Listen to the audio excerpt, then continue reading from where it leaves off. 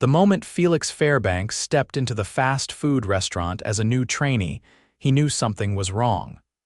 The energy was tense, and employees looked overworked.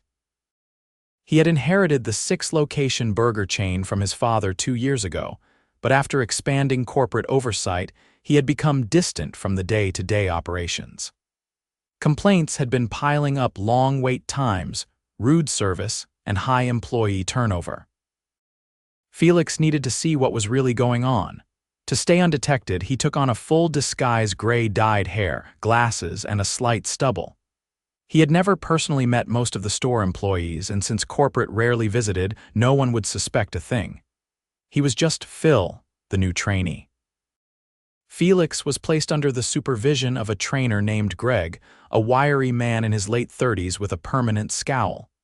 The moment training began, Felix could tell Greg had no patience. "All right, rookie," Greg muttered, tossing a greasy spatula onto the grill. "This ain't rocket science. Flip the patties, don't burn him, and don't get in my way." Felix nodded, but before he could start, another trainee, a young woman named Wendy Ross, stepped up beside him. She was nervous, shifting from foot to foot. Greg, can you show me how to?" Greg scoffed loudly. "Oh, fantastic. We got a slow one. Look, Wendy, if you can't handle flipping a burger, maybe fast food ain't for you." Felix's jaw tightened. He watched as Wendy's face fell, but she stayed quiet, trying to focus. Greg didn't stop. "You new hires are useless," he muttered under his breath, just loud enough for them to hear. "You slow down the line, make my job harder, and then quit in a week anyway. Waste of time." Felix bit back his anger. He needed to see how far this went. As Wendy tried to place an order into the system, Greg sighed dramatically. "Oh my God, it's just buttons. How are you this bad at it?" Wendy flinched but kept going. Felix set his spatula down. "Hey, maybe she just needs a little more time." Greg turned to him, narrowing his eyes. "Oh, we got a hero here. Let me guess, you're one of those softies who thinks everyone deserves a trophy for showing up." Felix kept his face neutral, but inside he was furious. He had built this company's reputation on respect and teamwork. If this was how employees were being treated, no wonder morale was low. Greg wasn't done. When Wendy made a small mistake on the register, he threw his hands up. "This is what I'm talking about. You're hopeless. Just stand there and try not to ruin anything." Felix saw Wendy swallow hard, holding back tears. That was it. He had seen enough, but before he could act, something else caught his attention. The kitchen was a mess, grease buildup everywhere, equipment barely functional, and half the staff scrambling to keep up. The store was clearly understaffed, and the ones who were working looked miserable. Felix clenched his fists. This wasn't just about Greg, it was bigger than that. If this was happening at one store, how bad was it at the others? He knew one thing for sure: this was far from over. Felix kept his expression neutral, but inside his frustration burned. He had come in expecting to see inefficiencies, maybe low morale, but this was something else. The way Greg spoke to Wendy, the general tension in the air, the disrepair of the kitchen, this wasn't just a bad day. This was systemic. He needed to dig deeper. The lunch rush hit hard. Orders piled up faster than they could be filled. The heat from the grill, the scent of sizzling grease, and the constant beeping of fryers created a chaotic rhythm. Felix worked the station next to Wendy, watching as she struggled to keep up. Greg barked orders between tossing half-hearted glances at the food. A burger slipped from Wendy's grasp, landing on the floor. She froze, eyes darting toward Greg. He let out an exaggerated groan. "Unbelievable, that's waste, and that's coming out of your paycheck." Wendy's face went pale. "What?" Felix cut in before Greg could escalate. "That doesn't sound right. Accidents happen." Greg shot him a look, his lip curling. "Yeah, well, maybe if people paid attention, we wouldn't have accidents." Felix wasn't going to argue in the middle of a rush, but he noted it. Greg ruled by intimidation. Employees weren't just making mistakes, they were terrified of making them. As the shift stretched on, Felix caught more troubling details. The fryer oil was clearly overdue for a change, leaving an acrid scent in the air. The soda machine sputtered, barely managing a steady stream. The manager, a distracted man named Paul, emerged from the back once in a while but never stayed long enough to notice anything. Felix overheard two employees whispering near the drive-thru. "Think payroll's gonna be late again." "Probably." "I heard corporates cracking down, but nothing ever changes." Felix's stomach tightened. Late payroll? That was unacceptable. He had always made sure funds were allocated properly, so where was the breakdown happening? He turned his focus back to Greg. The man was relentless in his criticism, targeting Wendy the most. When she hesitated with an order, he muttered something under his breath that Felix couldn't quite catch, but the way Wendy's shoulders tensed told him enough. Felix stepped closer. "Everything okay?" Wendy forced a nod, but her hands trembled as she keyed in the order. Greg scoffed. "She'll be fine if she stops acting like a deer in headlights." Felix had to bite back his response. He needed more information before making a move. As the rush died down, Wendy stepped aside to take a breather. Felix followed, keeping his voice low. "Hey, you doing all right?" She hesitated, then exhaled shakily.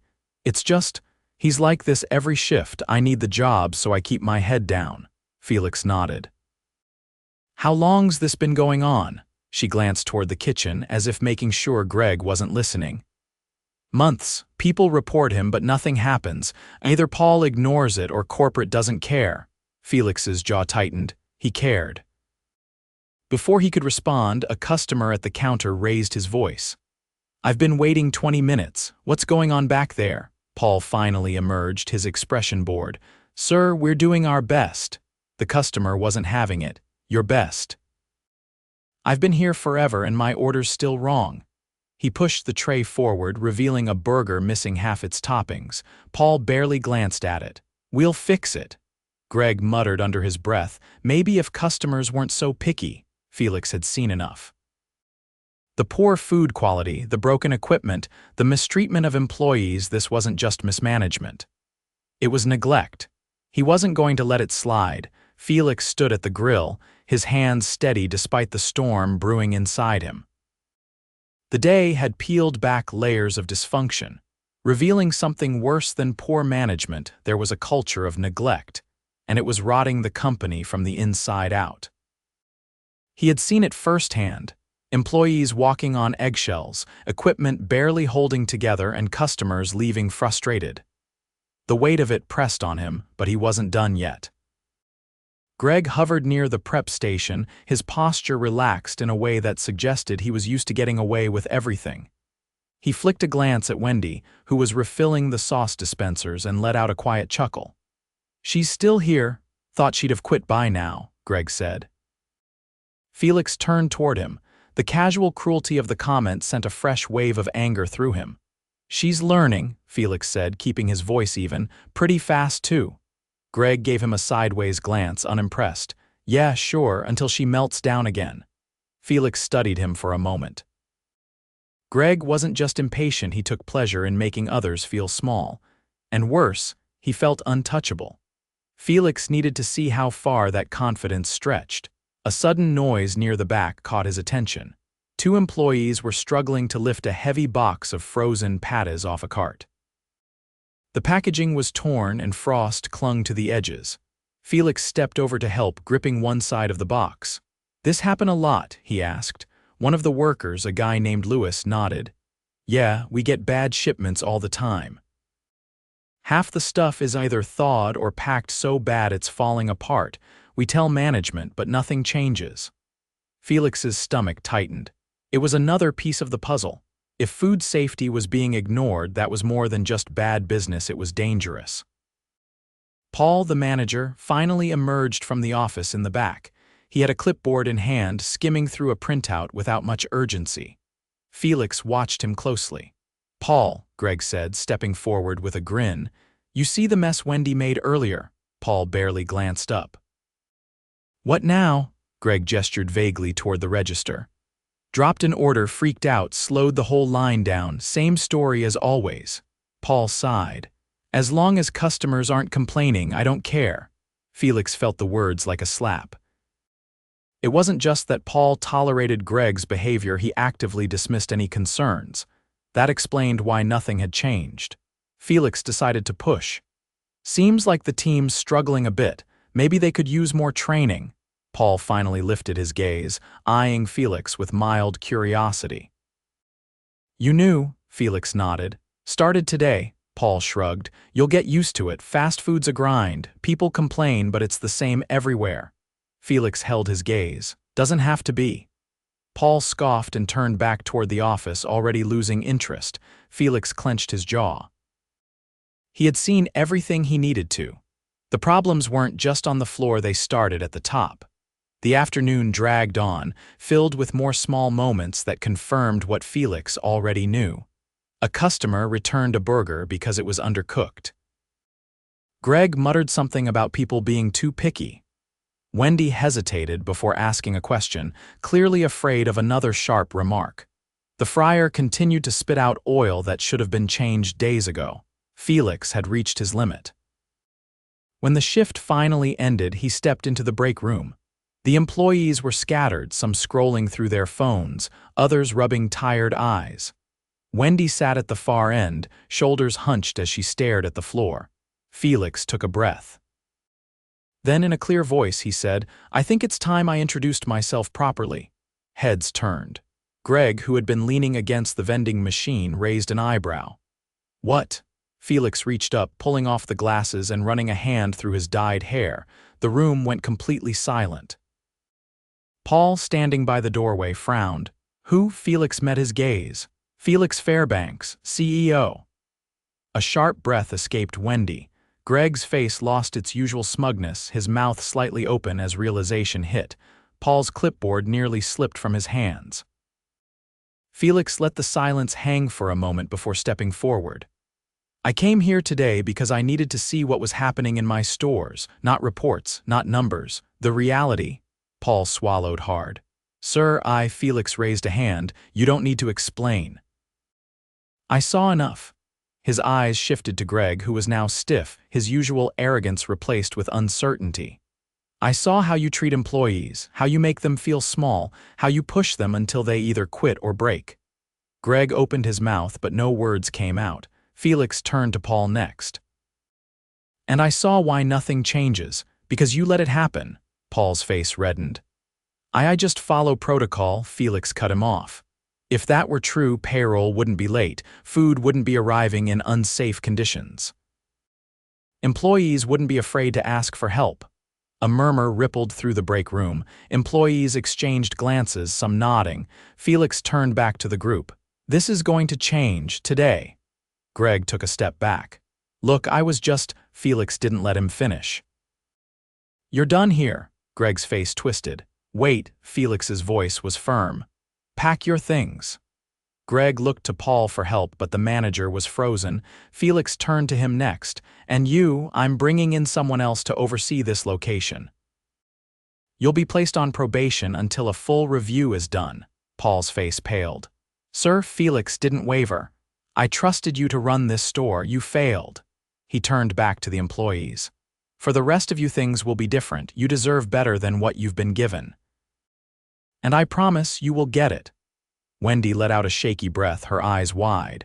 A few employees nodded as if still processing that this was real. Felix exhaled. He had come here looking for answers. He found something worse than he expected. But now, finally, steps were being taken to fix it. And he wasn't stopping here. The stunned silence in the break room didn't last long. Felix could see the shift happening, the weight of his words sinking in.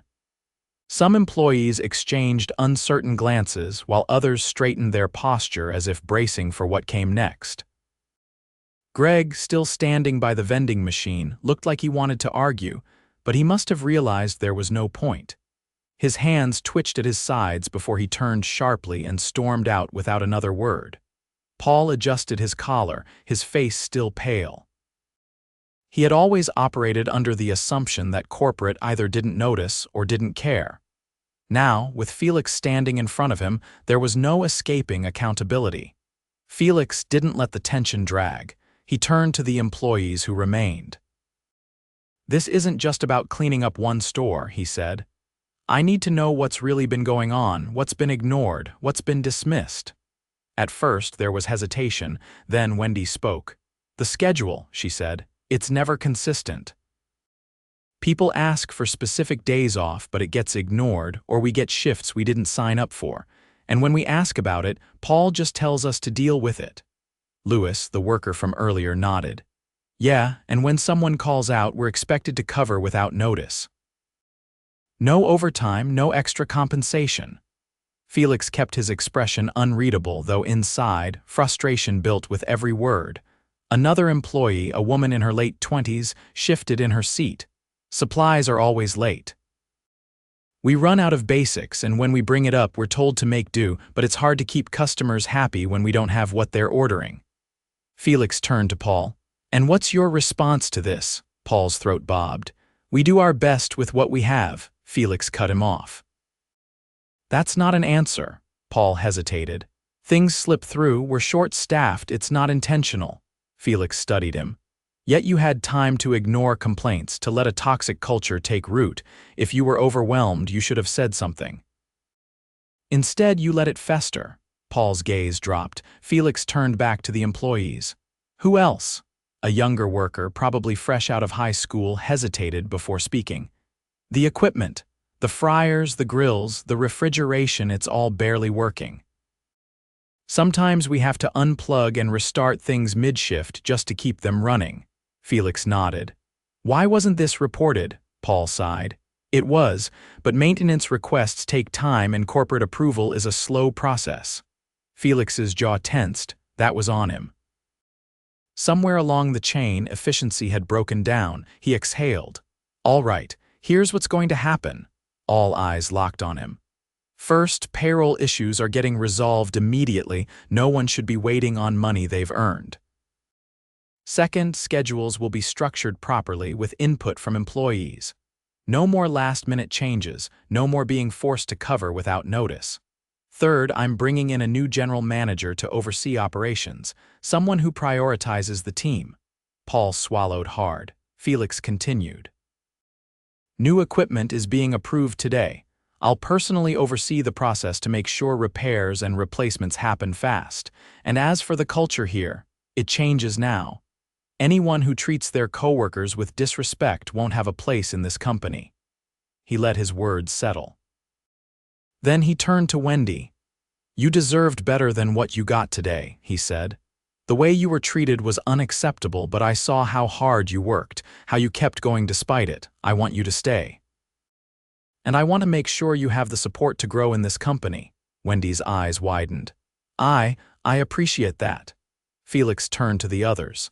"If you want to stay and be part of the change, I'll make sure you have what you need to do your jobs well. If you're tired of being ignored, that stops here." A beat of silence. Then, one by one, nods. Felix exhaled. This wasn't just about fixing a single store. It was about making sure this never happened again, and he would make sure of it. Felix left the break room with a clear direction in mind. The employees had spoken, and now it was time for action. He pulled out his phone, stepping into a quiet corner near the stockroom, and dialed the corporate office. The call connected quickly. A familiar voice answered. "Felix. Everything all right? I need immediate approvals pushed through for store repairs," he said. "Equipment replacements, overdue maintenance, and a full audit on supply chain efficiency." There was a brief pause. "That's a lot to process at once." Felix's tone didn't waver. "Then let's process it quickly. I just spent the day inside one of our stores. The conditions are unacceptable. Delayed shipments, faulty equipment, payroll inconsistencies, none of this should be happening." Another pause, then a resigned sigh. "I'll get the paperwork moving." Felix ended the call. He wasn't done yet. He dialed another number this time for the regional manager overseeing store operations. The voice on the other end sounded surprised. "Felix. This is unexpected. I need you at the Eastwood location immediately," Felix said. "We've got a management overhaul happening." There was hesitation. "Overhaul?" "The general manager here allowed a toxic work environment to fester," Felix said. "His leadership is under review. We need someone who can step in and fix this." A long breath came through the line. "Understood. I'll be there within the hour." Felix ended the call and walked back to the front of the store. The dinner rush was beginning, and he saw the strain on the employees already. He stepped behind the counter, rolling up his sleeves. The cashier gave him a hesitant glance. "You don't have to." "I do," Felix said. "Let's get through this rush." He worked alongside them, manning the grill, assembling orders, and keeping pace with the flow. Without Greg causing tension or Paul lurking with indifference, the mood was different. The workers still looked tired, but there was a shift, an unspoken understanding that things were changing. Half an hour later, the regional manager arrived. He was a tall, composed man in his 50s with sharp eyes that took in the store's condition instantly. Felix gestured for him to follow. They stepped into the office where Paul sat stiffly, hands clasped on the desk. Paul's voice was tight. "I understand there are concerns." Felix didn't sit. "This store needs a new direction, and you're not the person to lead it." Paul's jaw tensed. "I've put years into this company." "And in that time you let problems pile up," Felix said. "This isn't just about one bad shift. It's a pattern, a neglect of responsibilities that affected your team and the customers." The regional manager folded his arms. "Felix has already briefed me. We'll be conducting a full review of your performance, but for now, you're being placed on administrative leave until further notice." Paul's face reddened, but he didn't argue. He seemed to know there was no ground left to stand on. As Paul left the office, Felix turned back to the regional manager. "I want a strong interim manager here within the next 24 hours, someone who knows how to lead with accountability." The regional manager nodded. "I'll make sure of it." Felix stepped back onto the floor. He caught Wendy organizing the prep station, her movements more sure than before. She glanced up as he approached. "I didn't think you'd actually do all this." "You deserved better," Felix said. "All of you did." Wendy hesitated. "Does this mean things will actually change?" Felix met her gaze. "It means they already are."